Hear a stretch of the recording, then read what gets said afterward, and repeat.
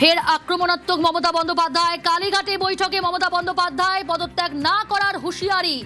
কালীঘাটে বৈঠকে মমতা বন্দ্যোপাধ্যায়, ফের আক্রমণাত্মক মমতা বন্দ্যোপাধ্যায় পদত্যাগ না করার হুঁশিয়ারি। আরো বিস্তারিত জানবো, আবির রয়েছে প্রতিনিধি। আবির, আজকে দলীয় নবনির্বাচিত বিধায়কদের নিয়ে বৈঠক ডেকেছিলেন মমতা বন্দ্যোপাধ্যায়। কালীঘাটের বাসভবনে সেই বৈঠক চলছিল। সেই বৈঠকের মধ্যে তিনি আজকে আরো একবার উল্লেখ করেছেন যে তিনি পদত্যাগ করবেন না। তার বক্তব্য, আমি কোনোভাবেই পদত্যাগ করব না। ওরা যদি মনে করে তাহলে ওরা আমাকে বরখাস্ত করুক। আমি চাইবো সেই বরখাস্ত করার দিনটা রাজ্যে কালো দিন হিসেবে পালিত হবে। তবে আমি গিয়ে কোনোভাবেই পদত্যাগ করব না। রাষ্ট্রপতি শাসনামলে হবে, রেকর্ড থাকবে। দলীয় বিধায়কদের নিয়ে যে বৈঠকে, সেই বৈঠকের মধ্যেই তিনি প্রসঙ্গের উল্লেখ করেছেন। একই সঙ্গে তিনি উল্লেখ করেছেন যে গোটা বিষয়টিকে নিয়ে বেশ।